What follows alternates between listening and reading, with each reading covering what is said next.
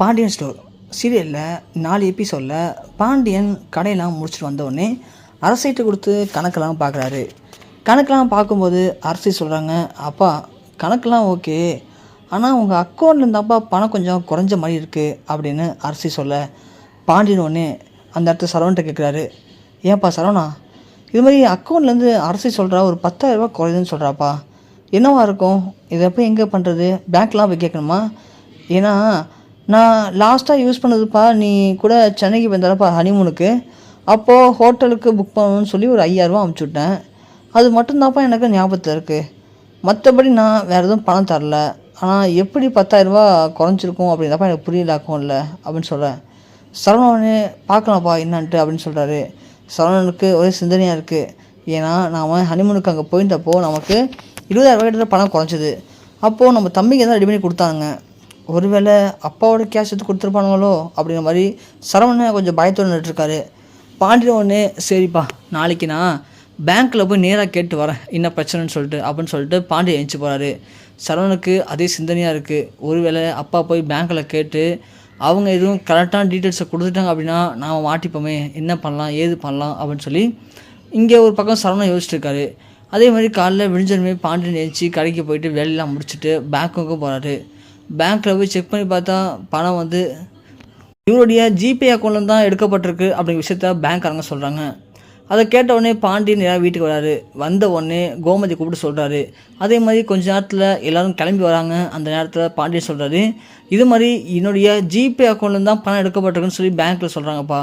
அதான் சரவணா என்ன பண்ணுறதுன்னு தெரிலப்பா, நீ எதுவும் என்னுடைய கூகுள் பே செக் பண்ணி பாருப்பா, எனக்கு அக்கௌண்ட்லேருந்து யாருக்காவது பணம் போயிருக்கா இல்லை தவறுதலாக எதுனா நடந்திருக்க போதுப்பா சரவணா அப்படின்னு சொல்ல, சரவணனே சரிப்பா நான் பார்க்குறேன்ப்பா அப்படின்னு சொல்லிட்டு போகிறாரு. சரவணனுக்கு ஒரு சிந்தனையாக இருக்குது. கண்டிப்பாக தம்பிங்க அப்பா கிட்டேருந்து தான் ஏதோ பண்ணியிருக்கானுங்க, அந்த பணத்தை தான் நமக்கு அனுப்பியிருக்கானுங்க போல், இப்போது எப்படி சமாளிக்கிறது அப்படின்னு சரவணன் யோசிக்கிறாரு. யோசித்த சரவணனை உடனே நேராக போயிட்டு கதிரையும் செந்திலையும் கூப்பிட்டு கேட்குறாரு, கதிர் ஏன்னா அப்பா கொண்டு பணம் குறைஞ்சுன்னு சொல்கிறாரு, ஆமாம் நீங்கள் என்ன தாண்டா பண்ணீங்க? நான் அன்னிலேருந்து கேட்டுட்ருக்கேன், நீங்கள் சொல்லவும் மாட்டீங்க.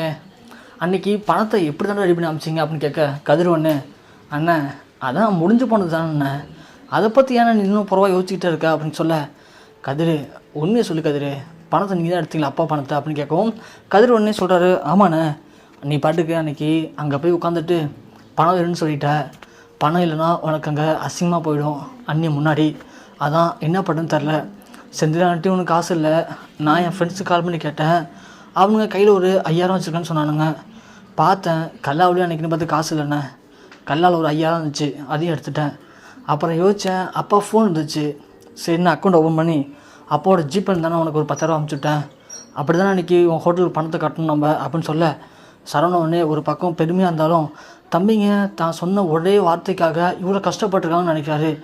இருந்தாலும் இப்போது இந்த விஷயம் மட்டும் அப்பாவுக்கு தெரிஞ்சுது அப்படின்னா கண்டிப்பாக பிரச்சனையாடுமே சொல்லி பயந்துட்டு, கதிர் அதுக்காக என் அப்பா காசு போய் எடுத்தேன், இப்போது இது மட்டும் அப்பாவுக்கு தெரிஞ்சதுன்னா உன்னை ஒன்றுலன்னு பண்ணிட்டு வர்றா அப்படின்னு சொல்ல, விடுன்னு என்ன பண்ணுவார் அப்பா, உடனே நான் அடிப்பார், அது மட்டும் தான் அவருக்கு தெரியும், அடித்தா 2 அடி வாங்கிட்டு போனானா உடனே இது என்ன இருக்குது, நீ சந்தோஷமாக இருந்தால அது போதும்னு சொல்லிட்டு கதிர் அங்கேருந்து போவ சரவணனுக்கு ஒரே ஒரு மாதிரி இருக்குது.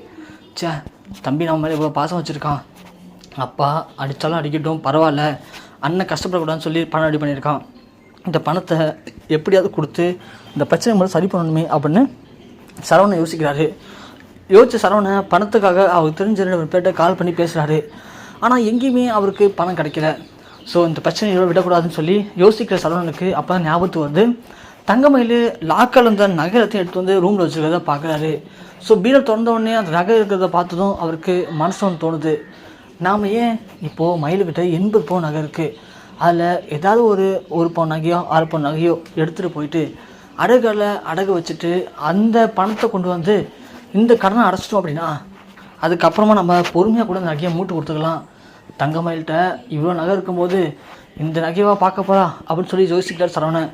இருந்தாலும் சொந்த வீட்டில் சொந்த பொண்டாட்டி நகை திருடுறது தப்பு இல்லையா, தெரிஞ்சதுன்னா என்ன நினைப்பாங்க, ஒரு தப்பை மறைக்க போய் இப்போது பல தப்பு பண்ணுற மாதிரி ஆகிடுது அப்படின்னு யோசிக்கிறாரு.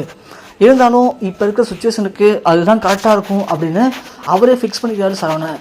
பண்ணது மட்டும் இல்லாமல் தங்கமயிலுடைய நகையிலேருந்து அவங்களுக்கு தெரியாமல் ஒரு சின்ன நகை ஒன்று எடுத்து அவருடைய பேண்ட்னு வச்சுக்கிறாரு. வச்சுட்டு எல்லோரும் படுக்கிறாங்க, தூங்குறாங்க. காலைல ஏஞ்சோடனே சரவணன் ஆஃபீஸ் போகிறதுக்கு கிளம்புறாரு. கிளம்புன உடனே அந்த நகையை எடுத்துகிட்டு நேராக அடுகடைக்கு போகிறாரு. அடுகளில் போயிட்டு அந்த நகையை அடகு வைக்கிறாரு. அடகு வைக்கும்போது தான் தெரிஞ்சு அந்த சேட்டு சொல்கிறாங்க, என்ன தம்பி கவரி நகை மாதிரி இருக்குன்னு சொல்ல, இல்லை சேட்டு நல்லா பாருங்கள், இது என் மனைவி அவருடைய கல்யாணத்துக்கு போட்டிருந்த நகை, பியூர் கோல்டு சேட்டு அப்படின்னு சொல்கிறாங்க. சேட்டும் நல்லா உடச்சி பார்த்துட்டு, இல்லவே இல்லை தம்பி, அதுக்கு வாய்ப்பே இல்லை, இது முழுக்க முழுக்க கவரிங் தான், இந்த நகைக்கு 100 ரூபா கூட பொறுமானம் இருக்காதுன்னு சொல்ல சரவணனுக்கு கோபம் வருது. என்ன சேட்டு சொல்கிறீங்க, கல்யாணம் சார் தெரியலையா உங்களுக்கு அப்படின்னு சொல்ல, தம்பி இந்த ஃபீல்டெல்லாம் ரொம்ப வருஷமாக இருக்கேன், இது தங்கம் கிடையாது, இது கவரிங் தான், உனக்கு விருப்பம் இல்லைன்னா நீ போய் வேறு எங்கேயாவது செக் பண்ணி வாங்கிக்கோ, அதை விட்டு இங்கே கட்டிட்டு இருந்தா அப்படின்னா நான் போலீஸ் கால் பண்ணுறதா இருக்கும் அப்படின்னு சொல்லுவோம். சரவணன் பயந்து போய் எதுவுமே பேசாமல் நகையை வைட்டி கிளம்பிடுறாரு. அடுத்தது ஒரு 2 கல்லில் போய் செக் பண்ணி பார்க்குறாரு. எல்லாருமே அதான் சொல்கிறாங்க, இது பியூர் கவரிங் தான்ப்பா, இதில் கோல்டு மிக்சிங் கூட கிடையாதுன்னு சொல்கிறாங்க. அதை கேட்ட சரவணனுக்கு ரொம்பவுமே அதிர்ச்சியாக இருக்குது. என்ன மயிலும் அம்மாவும் கல்யாணத்தப்போ 80 பவுன் கோல்டு நகை, இவ்வளோ பெரிய காஸ்ட்லி நகை நாங்கள் வாங்கியிருக்கோன்னு சொல்லி அவ்வளோதான் பேசினாங்க. ஆனால் சேட்டுகளில் சொல்கிறாங்க இதெல்லாமே கவரிங்னு சொல்கிறாங்களே. ஒரு பக்கம் நாம் பணத்தை கொடுத்துலான்னு பார்த்தா இப்போ புது பிரச்சனை ஆரம்பிக்குது. என்ன பண்ணுறதுன்னு தெரியாமல் சரவணா வீட்டுக்கும் போகிறாரு. வீட்டுக்கு வந்து சரவணை பார்த்து கோமதி கேட்குறாங்க, சரவணா என்னப்பா ஏன் ஒரு மாதிரி டல்லாக இருக்க, என்னாச்சு உடம்பு சரியில்லைன்னு கேட்க, ஒன்றும் இல்லைம்மா அப்படின்னு சொல்லிட்டு சரவணா ரூமுக்கு போகிறாரு. வந்த சரவணை பார்த்துட்டு கோமதி சொன்ன உடனே மயில் நேராக கிளம்பி ரூமுக்கு வராங்க. மாமா ஏங்க மாமாச்சு, ஏன் ஒரு மாதிரி இருக்கீங்களா, அத்தை சொன்னாங்க முகலாம் சோர்ந்து போயிருக்கு, என்னாச்சுங்க மாமா உடம்பு சரியில்லையா, டீ போட்டு வருவான்னு கேட்குறாங்க. சரவணன் உடனே அதெல்லாம் ஒன்றும் வேணாம் மயில், இருக்கட்டும் இங்கே வந்து உட்கார கொஞ்சம் அப்படின்னு சொல்ல, ஐயோ மாமா கிச்சனில் போட்டு ஜாமான் போட்டு எப்படி கிடக்கு மாமா, நிறைய வேலை இருக்குது மாமா, நம்ம அப்புறம் பேசுவோமேன்னு சொல்ல, இல்லை மயில் இங்கே வந்து உட்கார மட்டும் கொஞ்சம் பேசணும் அப்படின்னு சொல்கிறாங்க. மயிலும் உடனே என்னங்க மாமா என்னாச்சு மாமான்னு கேட்க, ஏன் மயில் கல்யாணத்துக்கு நீங்கள் நகை போட்டிங்கல்ல, ஆமாம் மாமா, ஏன் மாமா அதெல்லாம் எந்த கல்லில் வாங்கினீங்க நீங்கள் அப்படின்னு கேட்க, ஏங்க மாமா அதையும் இப்போ கேட்குறீங்க, இல்லை அம்மா சொன்னாங்க ஒரு நகைலாம் பார்க்கறது ரொம்ப அழகாக இருக்குது, அரசி கூட அதெல்லாம் கேட்டால் அந்த மாதிரி டிசைனில் தான் வாங்கணும்னு சொன்னா அப்படின்னு சொன்னாங்க, அதான் எந்த கல்லில் வாங்கினீங்க அப்படின்னு தெரிஞ்சு நம்மளும் அந்த கல்லில் போய் அரசிக்கு அது மாதிரி நகை வாங்கலாம்ல அப்படின்னு சொல்ல, தெரியலங்க மாமா அதெல்லாம் வந்து அப்பாவும் அம்மாவும் தான் வாங்கினாங்க, நான் அதெல்லாம் கண்டுக்கவே இல்லை மாமா, ஏன்னா அதெல்லாம் போய் நம்ம கேட்டுட்டோம் அப்படின்னா அப்புறம் அப்பா அம்மாவுக்கு மரியாதைலாம் போய்டும்ல, அதனால் அதை பற்றி எதுவும் கேட்கவே இல்லை, எல்லாமே எங்கள் அம்மா அப்பா தான் மாமா அப்படின்னு சொல்ல, அப்படியா மயில், ஆமாம் மாமா, சரி மயில் அப்போனா உங்கள் அம்மாவை நாளைக்கு வர சொல்ல வீட்டுக்கு, உங்கள் அம்மா வரட்டும், எந்த கல் நகை எடுத்தான்னு கேட்டுட்டு அதே கல்லில் போய் அரசிக்கும் நகை எடுத்து வரலாம் அப்படின்னு சொல்லி சரவணன் சொல்கிறாரு. அது கேட்டு தங்கமயிலுக்கு ஒன்றுமே பேச முடியல. ஏங்க மாமா இப்போ தான் நிறைய கடையில் நிறைய டிசைன்லாம் வந்துருச்சுங்க மாமா, அங்கே பார்த்து வேறு நகை எடுத்துக்கிட்டா போச்சு அப்படின்னு சொல்ல, இல்லை மயிலே நீ வச்சுருக்க டிசைன் தான் அரசிக்கு பிடிச்சிருக்கான், அதனால் அந்த கடைக்கு போனால் அது மாதிரி இன்னும் சூப்பர் டிசைன் நிறையா இருக்கும்ல, அதில் பார்த்து அரசிக்கு எடுத்துக்கலாம் மயில் அப்படின்னு சொல்ல, மயிலுக்கு இங்கே ஒன்றுமே சொல்ல முடியல. என்னடா மாமா இப்படி பேசுகிறாரு, ஒருவேளை நம்ம வச்சுருக்க நகைலாம் கவரி நகைன்னு தெரிஞ்சு போச்சா அதுக்காக வர சொல்கிறாரா, இல்லை உண்மையிலேயே அந்த நகை மாடல் நல்லாயிருக்கு எங்கே எடுத்தாலும் தெரிஞ்சால் அங்கே வாங்கலாம்னு சொல்லி வர சொல்கிறாரா, இதில் எது நினச்சாலுமே பிரச்சனை தானே நமக்கு, ஏன்னா அது எல்லாமே கவரி நகை, எந்த கடன் தெரிஞ்சால் மாட்டிப்போம், என்னடா பண்ணுறது, எப்படி எனக்கு தப்பிக்குன்னு தெரியாமல் மயில் தெரிஞ்சுன்னு முடிக்கிறாங்க. மயில் முடியை பார்த்தோன்னே சரவணன் தெரிஞ்சு போச்சு இது எல்லாமே கவரி நகை தான் சொல்லிட்டு, ஏன் மயில் நான் ஒரு செயின் வச்சுருக்கேன் இதுவும் கோல்டான்னு பாரு அப்படின்னு சொல்லி செயின் எடுத்து காட்டுறாங்க. அதை பார்த்தோன்னே மயில், மாமா ஆமாம் மாமா கோல்டு தான் மாமா, இது ஏன் நகையாச்சு மாமா உங்ககிட்ட எப்படி வந்துச்சு அப்படின்னு கேட்க, எப்படியோ வந்துச்சு மயில், இது கோல்டா மயில் அப்படின்னு கேட்கவும், ஆமாம் மாமா கோல்டு மாமா பியூர் கோல்டு அப்படின்னு சொல்கிறாங்க. ஏன் மயில் எதுக்காக மயில் அப்படி எங்களை ஏமாத்துறீங்க, இது கோல்டே கிடையாது, நான் இன்றைக்கி ஒரு சின்ன எனக்கு ஒரு அவசரம் என் ஃப்ரெண்டுக்கிட்ட கடன் வாங்கியிருந்தேன், அதை கொடுத்தே ஆகணும் அப்படிங்கிறதுக்காக போய் கடையில் இந்த நகையை வைக்க போகும்போது தான் சொல்கிறாங்க இந்த நகை முழுவதும் கவரின்னு சொல்கிறாங்க, நீ கோல்டுன்னு சொல்கிற, அப்போ நீ என்கிட்ட போய் தானே சொல்கிறேன்னு சொல்ல, மாமா அப்படிலாம் இல்லைங்க மாமா நீங்கள் எப்போ அந்த நகையை எடுத்துகிட்டு போனீங்க அப்படின்னு மயில் கேட்குறாங்க. மயில் நான் கேட்ட கேள்விக்கு பதில் சொல்லு மயில், நீ திரும்ப என்னையும் கேட்டுட்ருக்காது அப்படின்னு சொல்லி சரவணன் கத்துறாரு. டக்குன்னு அந்த பக்கமாக போன கோமதிக்கு தெரியுது சரவணனுக்கும் மயிலுக்கும் சண்டை மாதிரி தெரியுதுன்னு சொல்லிட்டு உடனே கோமதி வீட்டுக்குள்ளே வராங்க. ரூமுக்குள்ளே வந்த உடனே கோமதி கேட்குறாங்க, என்னாச்சு சரவணா ஏன்ப்பா மயில்கிட்ட கத்திட்டு இருக்க, என்னாச்சு மயில்னு கேட்க, தெரில அத்தை மாமா வந்துருந்து ஒரு மாதிரி பேசிகிட்டு இருக்காங்க கோவப்படுறாங்கன்னு சொல்லவும் சரவணன் சொல்கிறாரு, மா இவ சொல்கிறதுன்னு கேட்காதீங்கம்மா, இவ சரியான நடிப்பு நடிக்கிறா, இவங்க குடும்பம் யார் என்னன்னு இப்போ தான் தெரியுது, அம்மா இவங்க நம்மளை நல்லா ஏமாற்றிட்டாங்கம்மா, நம்ம தான் எதையுமே சரியாக விசாரிக்காமல் நல்லா ஏமாந்து போயிட்டோம்.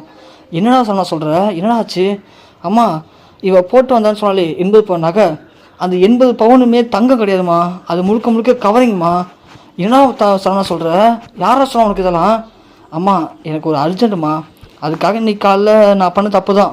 இவருடைய நகையை எடுத்துகிட்டு போய் கொஞ்சம் அடகு வச்சுட்டு பணத்தை கொடுத்துட்டு அப்புறமா மூட்டுக்கலான்னு சொல்லி நகையை எடுத்துகிட்டு போனோம்மா. போய் சேட்டுகளில் கொடுத்தா சேட்டு செக் பண்ணி பார்த்துட்டு இது எல்லாமே முழுக்க முழுக்க கவரிங்னு சொல்கிறாருமா. ஆனால் இவளை கேட்டால் இது எல்லாமே நம்மள்ட்ட கோல்டுன்னு சொல்லி ஏமாற்றிட்டு இருக்கா. இவன் மட்டும் இல்லாமா, அவங்க அம்மா நம்மள்ட்ட என்னென்னலாம் சொன்னாங்க அது எல்லாமே எனக்கு தெரிஞ்சு போய் தாம்மா. இந்த குடும்பமே ஒரு ஃப்ராடு குடும்பமா அப்படின்னு சொல்லி சரவணை கொந்தளிக்கிறாரு.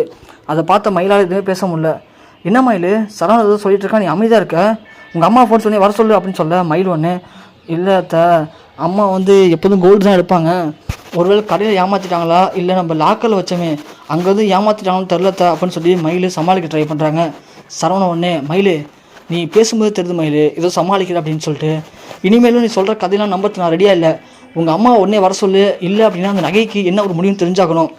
நீங்கள் தெரிஞ்சு பண்ணீங்களா தெரியாமல் பண்ணீங்களான்னு தெரில, ஆனால் நீங்கள் பண்ணது என்னால் ஏற்றுக்கவே முடியாது, நீங்கள் பண்ணது ஒரு மறக்க முடியாத துரோகம் அப்படின்னு சொல்லி சரவண மயிலை பார்த்து பயங்கரமாக கத்துறாரு. உடனே அந்த இடத்துல மயில் சொல்கிறாங்க, என்னங்கம்மாம்மா இன்னுமே பேசுகிறீங்க, அப்போ நாங்கள் பண்ணது ஒரு துரோகம் அப்படின்னா நீங்கள் உங்கள் அப்பாவுக்கு பண்ணீங்களா, அது பேர் என்னம்மாம்மா அப்படின்னு கேட்க கோமதி ஒன்று, என்ன சரவணா சொல்கிறா இவ, என்ன மயில் என்ன பேசுகிறபடி, சரவணன் என்ன பண்ணால் அவங்க அப்பாவுக்கு அப்படின்னு கேட்க, ஆமாத்த இவர் நாங்கள் தெரியாமல் பண்ணிட்டு இருந்தோம், தப்பு தான் ஒத்துக்கிறோம், ஆனால் இவர் தப்பே பண்ண மாதிரி பேசுகிறாரு, இவர் கூட தான் அன்றைக்கி ஹோட்டலுக்கு வரும்போது அங்கே ஹோட்டல் பில்லு 25,000 ரூபா, ஆனால் நான் தெரியாமல் 5,000 ரூபாய்க்கு புக் பண்ணிட்டேன், உடனே யாருக்கும் தெரியாமல் அவன் தம்பிகளை விட்டு கடையிலேயே பணத்தை திருட சொல்லி அந்த பணத்தை வச்சு ஹோட்டல் தங்கியிருந்தார், அதை கூட இது வரைக்கும் மாமாட்ட சொல்லாமல் மறைச்சிருக்காரு, அப்போது இவர் பண்ணுறதுலாம் கரெக்டாக அப்படின்னு சொல்ல சரவணாலும் எதுவுமே பேசவே முடியல. மயில் அப்படியே அண்டர் பெல்ட் அடித்து சரவணையை போட்டு விடுறாங்க. இதை பார்த்த கோமதி என்னோட சரவணா இப்படிலாம் பண்ணியாருன்னு கேட்குறாங்க. அம்மா இப்போதம்மா புரியுது எனக்கு, இந்த மயில் நல்லா பல மாதிரி பேசி நம்மளை எல்லாரையும் சிக்க வச்சுருக்காமா, இவன் இந்த வீட்டுக்கு வாழ வந்த பொண்ணு கிடையாதுமா, இந்த வீட்டை ஒட்டுமொத்தமாக அழிக்க வந்தவ, இனிமேலும் இந்த வீட்டில் இருக்கவே கூடாதுன்னு சொல்லி கழுத்தை பிடிச்சி மயிலை வெளியே தள்ளுறாரு சரவணன்.